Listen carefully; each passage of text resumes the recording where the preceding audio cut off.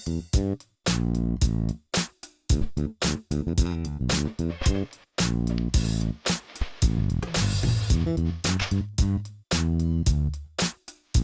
Everyone, welcome back learn by परम YouTube channel.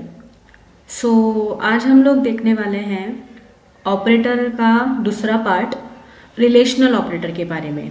इससे पहले हम लोगों ने ऑपरेटर्स क्या होता है, ऑपरेटर्स में कितने टाइप्स होते हैं, और ऑपरेटर्स के जो फर्स्ट टाइप था अरिथमेटिक ऑपरेटर, उसके बारे में हम लोग ने ऑलरेडी वीडियो बनाया हुआ है। ठीक है, तो आज इस वीडियो में हम लोग कवर करने वाले हैं पाइथन का दूसरा ऑपरेटर, जिसका नाम है रिलेशनल, और उसको कंपैरिजन ऑपरेटर भी बोला जाता है। ठीक है, और फर्स्ट ऑफ ऑल, अगर आपने चैनल को सब्सक्राइब नहीं किया है तो प्लीज़ सब्सक्राइब करें, ताकि आपके जो भी नेक्स्ट वीडियो भी आने वाले हैं अपकमिंग, वो आपके मिस ना हो।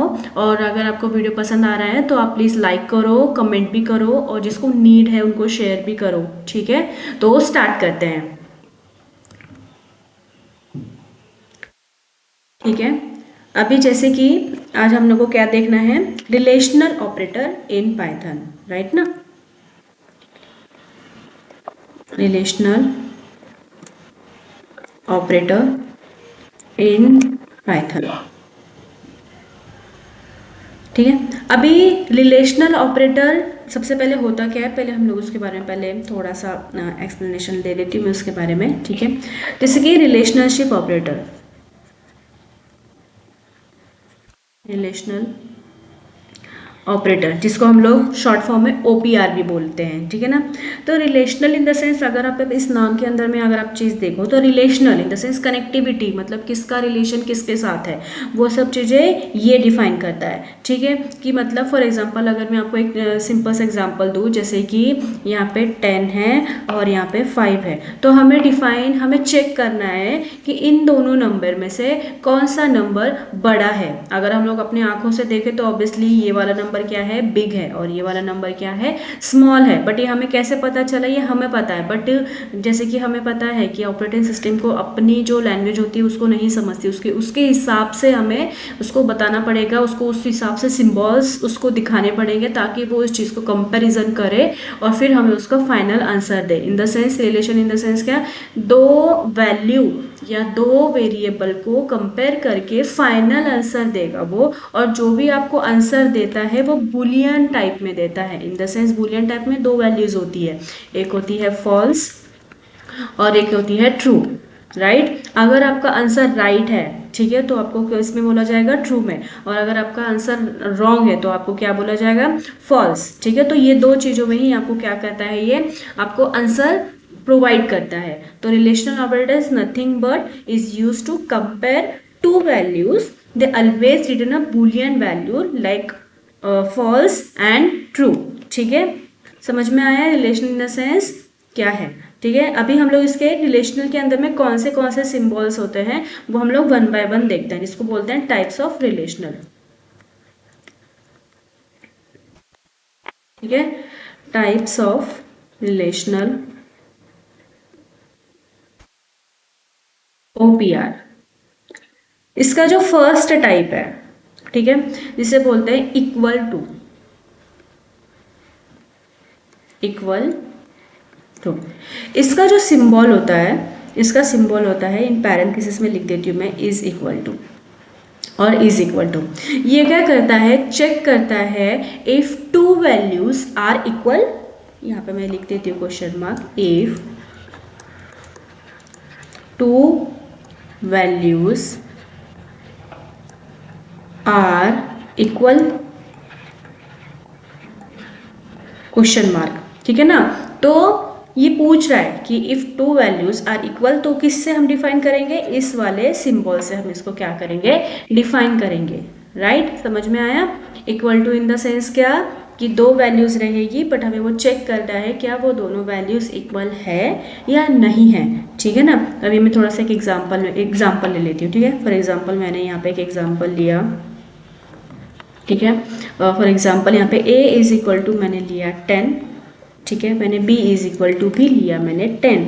अभी देखा जाए अगर हम अपने हिसाब से देखें एज ए ह्यूमन बीइंग के हिसाब से तो ये दोनों वैल्यू इक्वल है, बट इसे पता कैसे चलेगा ऑपरेटिंग सिस्टम को कि सच में ये वैल्यूज इक्वल है या नहीं? तो फिर हम लोग की क्या नीड रहेगी, सिम्बॉल्स उसके हिसाब से यूज़ करना। तो कैसे यूज़ करेंगे हम लोग, यहाँ पे लिखेंगे हम लोग प्रिंट, राइट। उसके बाद हम लोग लिखेंगे a is equal to b, ठीक है ना। तो अभी हमको इसका आंसर क्या मिलना चाहिए, देखा जाए तो दोनों वैल्यू क्या है, ऑब्वियसली ट्रू है, तो मतलब इक्वल है, equal in the sense true value, तो मुझे आंसर क्या मिलना चाहिए, ट्रू आंसर मिलना चाहिए। हम लोग इसको है ना प्रैक्टिकली एक बार करके देखते हैं, ठीक है। मैंने यहाँ पे लिखा a इज इक्वल टू 10 और b इज इक्वल टू 10 और प्रिंट के अंदर में लिखा मैंने a is equal to b और इसको करते हैं अभी रन।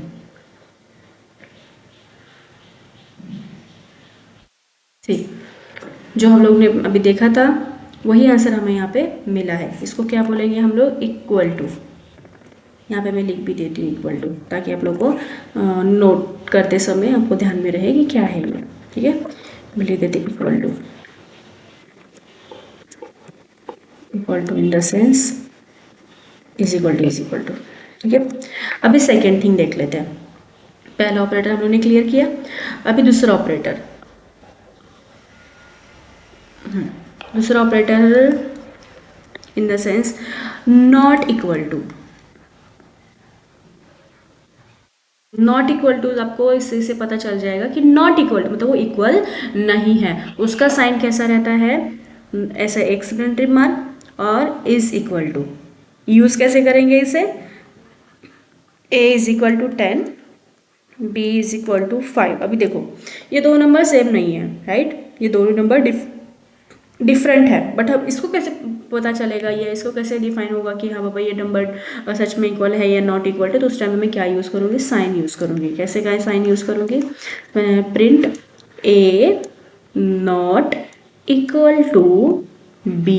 तो इसका आंसर क्या है, ऑब्वियसली ट्रू है, क्योंकि दोनों वैल्यू मेरी क्या है, अलग है। अभी इसको करके देखें हम लोग यहाँ पे, जैसे ये मैंने यहाँ पे लिखा, यहाँ पे लिख देती हूँ पहले नॉट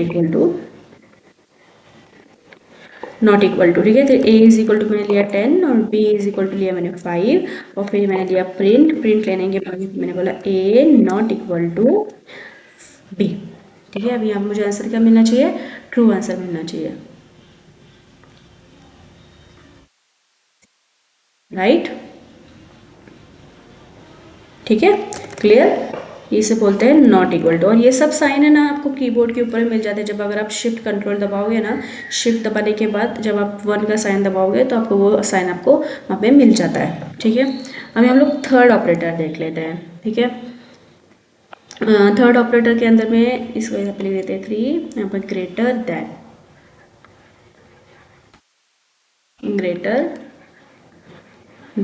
ग्रेटर देन के अंदर में साइन यूज होता है ये वाला साइन।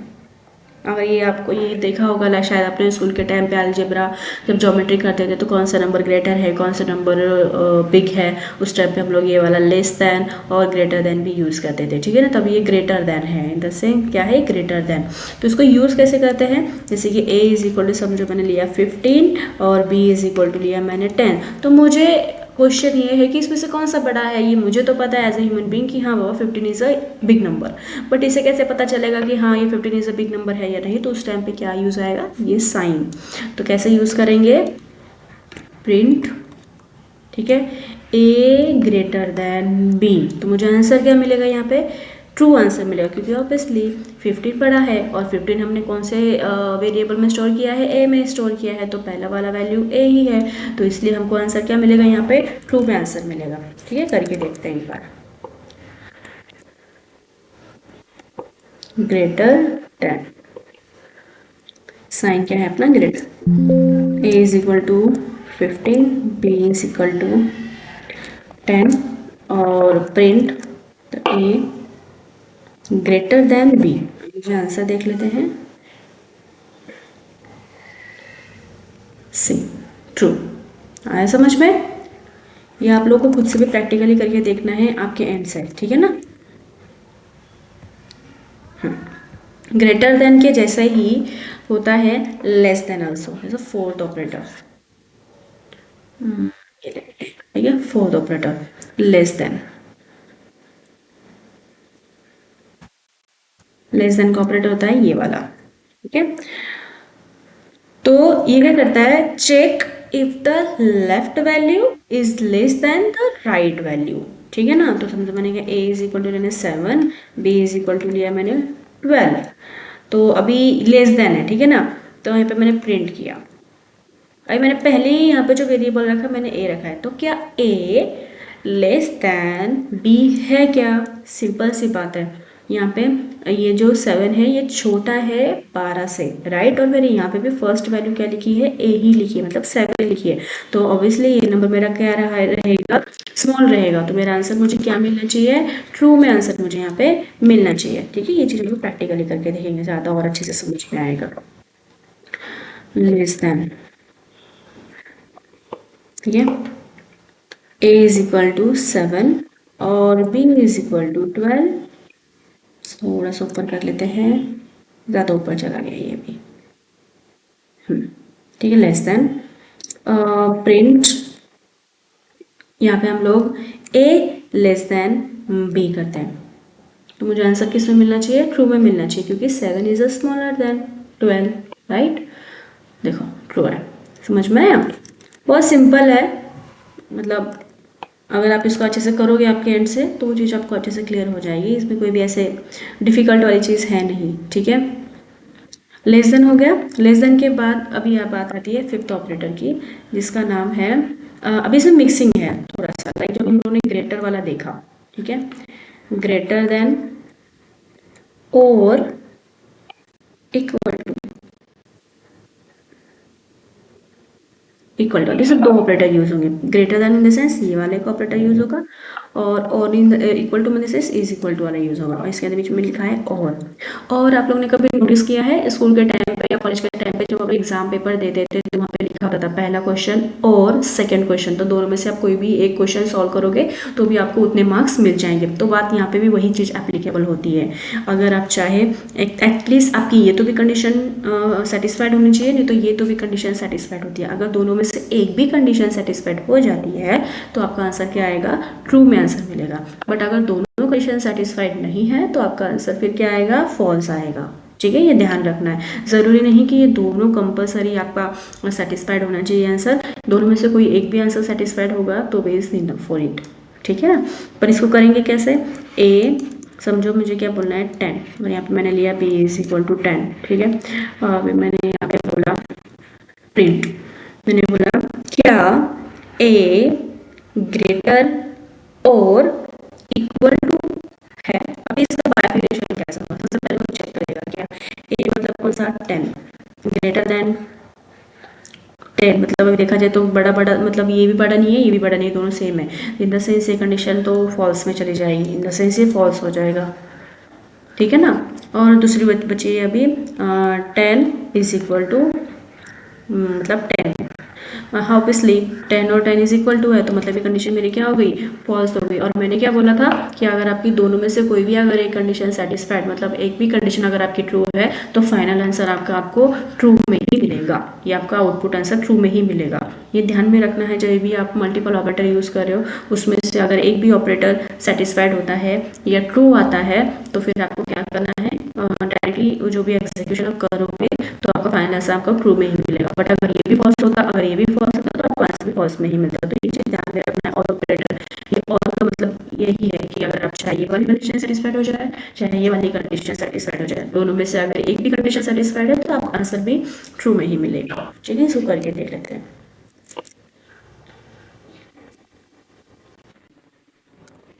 ग्रेटर देन और इक्वल टू, ठीक है, a इज इक्वल टू 10 और b इज इक्वल टू 10, ठीक है। देखा मैंने print a greater than is equal to b, ठीक है। अब इसको करके देखते हैं, मुझे आंसर किसमें मिलना चाहिए, एटलीस्ट देखा जाए एक्सपेक्टेड आंसर क्या है, ट्रू है, ठीक है। देखो यहाँ पे भी ट्रू आया, कैसे ट्रू आया वो मैंने अभी आपको एक्सप्लेनेशन में बताया हुआ है, ठीक है ना।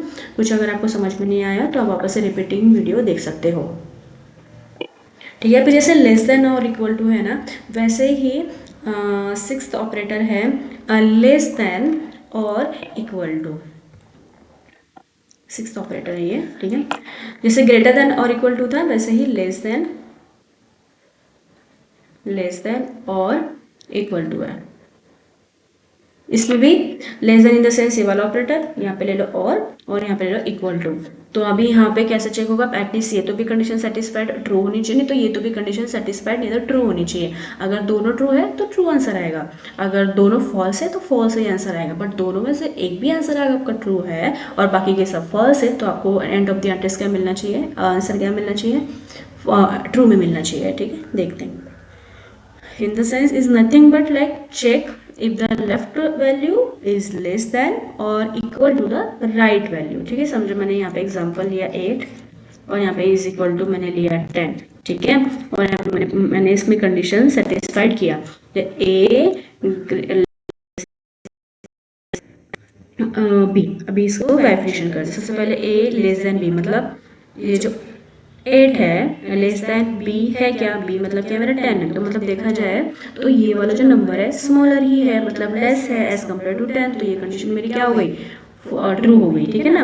अभी दूसरी बात क्या आती है, 10 इक्वल टू 10 है क्या, नहीं है, दोनों डिफरेंट वैल्यू है, तो ये कंडीशन मेरी क्या हो गई, not satisfied in the sense false हो गई। तभी दोनों में से एक तो भी ट्रू है वैल्यू, तो मेरे को आंसर किस में मिलना चाहिए, ट्रू में ही आंसर मिलना चाहिए, ठीक है। ये आंसर एक्सपेक्टेड है अपने को, करके देखते हैं हम लोग।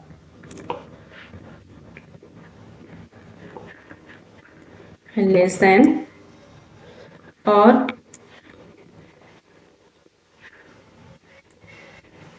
इक्वल टू, ठीक है। ए इज इक्वल टू 8 ले लेते हैं और बी इज इक्वल टू 10 ले लेते हैं, और फिर उसके बाद यहाँ पे कर देते हैं a less than is equal to b, right. इसको करके देखते हैं, सी जो हम लोग ने जो एक्सप्लेनेशन में किया था एक्सपेक्टेड आंसर, वही आंसर हमको एक्चुअल में मिला है, ठीक है। अंडरस्टूड। अगर आपको ये चीज़ नहीं समझ में आ रही है ठीक से, तो वापस से आप repeat and repeat again and again video देख के समझ सकते हो, ओके। तो अभी तक हम लोग ने कितने ऑपरेटर्स देखे, अभी हम लोग उसको थोड़ा सा बाइफर्केशन कर लेते हैं, ठीक है। सबसे पहले जो हम लोग ने ऑपरेटर देखा उसका क्या नाम था, इक्वल टू ऑपरेटर, मैं नंबरिंग भी दे देती हूँ, इक्वल टू, ठीक है। सेकेंड हम लोग ने क्या देखा, नॉट इक्वल टू,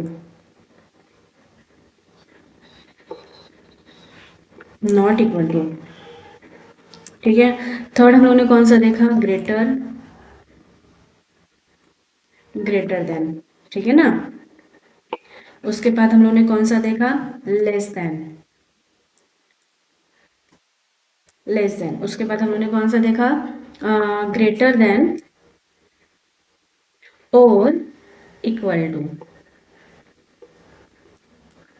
इसको थोड़ा सा हम लोग ऐसे कर देते हैं ताकि दिखने में आपको अंडरस्टैंडिंग हो। सेकेंड थिंग, उसके बाद हम लोग ने कौन सा देखा था, इक्वल टू हो गया, not equal to, greater than, less than. उसके बाद हम लोग देखा था ग्रेटर देन और इक्वल टू। उसके बाद हमारा बचा है अभी लेस देन और इक्वल टू, लेस देन और इक्वल टू, ठीक है। ये सब ऑपरेटर्स अभी तक हम लोगों ने क्लियर किए हैं। ये टोटली जितने भी ऑल टाइप्स थे इन रिलेशनल ऑपरेटर के अंदर में, वो चीज़ हम लोगों ने यहाँ पे क्लियर कर ली है। और हाँ, दूसरी बात, जैसे रिलेशनल ऑपरेटर होता है उसी को ही एक अल्टरनेटिव नाम होता है कंपेरिजन ऑपरेटर, ठीक है। तो ये कंपेयर कर रहा है दोनों को, एटलीस्ट 2 वैल्यूज़ आपके पास होनी चाहिए, तो ही ये सब चीज़ें आपके सिम्बॉल्स आपको काम आएंगे। और ये जो ऑपरेटर्स है रिलेशनल ऑपरेटर, ये ज़्यादातर यूज़ होते हैं एक तो डिसीजन मेकिंग में। अभी डिसीजन मेकिंग क्या है वो सब एटलीस्ट आपको अभी नहीं पता होगा, उसके बारे में भी हम लोग वीडियो देखने ही वाले हैं। तो डिसीजन मेकिंग में यूज़ होता है और प्लस लूप्स में भी यूज़ होता है, कंडीशनल इन फंक्शन के अंदर में भी होता है, ठीक है ना। तो ये सब चीज़ें भी होती है। हम लोग क्या करते हैं ना, अभी एक एग्जाम्पल देख लेते हैं, लाइक मतलब जिसके अंदर में हम लोग एक प्रैक्टिकली एग्जाम्पल देख लेते हैं। एग्जाम्पल 1, ठीक है। इसको कर देते हैं हम लोग कमेंट, ठीक है। हमें क्या करना है, कंपेयर करने हैं मार्क्स को, मतलब 2 स्टूडेंट रहेंगे, 2 स्टूडेंट के जो भी मार्क्स रहेंगे वो हमें क्या करना है, कंपेयर करना है, ठीक है ना। फॉर एग्जाम्पल उसको पर्सन समझो, एक स्टूडेंट है, एक स्टूडेंट को मार्क्स मिले हैं 85।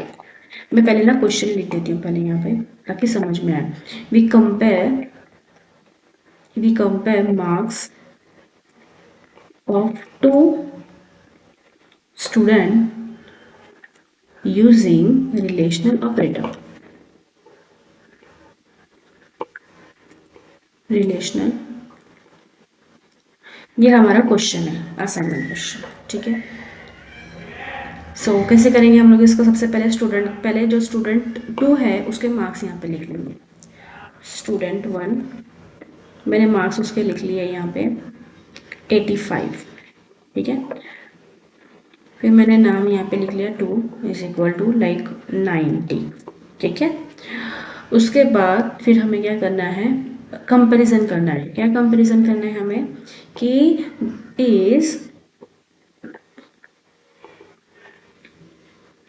is student 1 score equal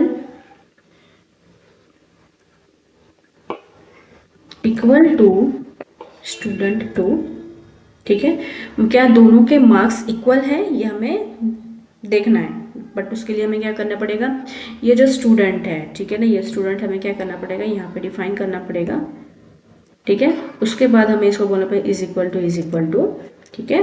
और फिर उसके बाद स्टूडेंट 2 को कंपेरिजन करना पड़ेगा, ठीक है ना। इसको कॉमा यहाँ पे हटा के इस कॉमा ही यहाँ पे लगा देते हैं, ठीक है। तो अभी क्या करेगा? यहाँ पे बोला कि is student 1 score equal to student 2, क्या ये दोनों के जो मार्क्स है क्या ये इक्वल है? ऐसा हमने उसको क्वेश्चन किया है, बट वो हमें कैसे पता चलेगा? जब हम जो भी उसके ऑपरेटर से है एग्जैक्टली वो अगर हम यूज़ करेंगे तो उससे पता चलेगा कि इक्वल टू है या नहीं है। सी ये student score is equal to false, क्योंकि दोनों के मार्क्स इक्वल नहीं है। एक को बड़े हैं, एक को 85 है, एक को 90, मतलब नॉट इक्वल है, राइट ना। तो अभी आपको क्या करना है? जैसे मैंने स्टूडेंट 1 लिया है, स्टूडेंट 2 लिया है, वैसे ही आपको जितने भी अभी तक हम लोग देखे लेस दैन और इक्वल टू, ग्रेटर दैन और इक्वल टू, ठीक है ना, और लेस दैन ओनली या ग्रेटर दैन ओनली, ठीक है, equal to, not equal to, ये सब चीज़ें अभी आपको क्या करनी है? इसके नीचे लिखनी है, ठीक है। इसके नीचे लिखने से इसमें क्या होगा? जितने भी ऑपरेटर्स है, रिलेशन ऑपरेटर, वो सब आपको अच्छे से पता चल जाएंगे, ठीक है। तो इसके अंदर में ये सब चीज़ें अभी आज हम लोगों ने देखी। अभी जो अपना ये जो था इसमें इतना ही था रिलेशन ऑपरेटर के अंदर में, ठीक है। अभी जो हम लोगों का नेक्स्ट वीडियो रहेगा वो अलग ऑपरेटर्स के ऊपर में रहेगा, ठीक है। और इस ऑपरेटर में हम लोगों ने पूरा देखा कि ऑपरेटर्स के अंदर में जो सेकंड टाइप होता है रिलेशनल ऑपरेटर, वो क्यों यूज़ किया जाता है, कहाँ कहाँ यूज़ करते हैं उसे, और उसे कितने टाइप से ऑल टाइप, उसका हम लोगों ने थ्योरी भी देखा और प्लस डेमो भी करके देखा, ठीक है। अगर आपको इसमें से थोड़ी चीज़ें नहीं समझ में तो रिपीटिंग अगर आप वीडियो देखोगे तो और चीज़ें आपको अच्छी समझ में आ जाएगी। अगर आपको नहीं समझ में आ रही है तो आप कमेंट करके भी मुझसे पूछ सकते हो, ठीक है। और जो मैंने आपको लास्ट में एक असाइनमेंट टास्क दिया है वो कंप्लीट कर लेना और कमेंट करके बताना कि आपको वो समझ में आया है या नहीं समझ में आया है, ठीक है। तो ठीक है, अगर आप लोगों ने चैनल को सब्सक्राइब नहीं किया है तो प्लीज़ आप चैनल को सब्सक्राइब करो। वीडियो अगर ये पसंद आ रहा है तो आपको इसको लाइक करना और शेयर करो और कमेंट भी करो, ठीक है। अभी जो भी नेक्स्ट वीडियो रहेगी वो आपकी मिस ना हो करके सब्सक्राइब ज़रूर कर लेना, ठीक है। तो मिलते हैं नेक्स्ट वीडियो में। Keep learning, keep growing. Thank you so much.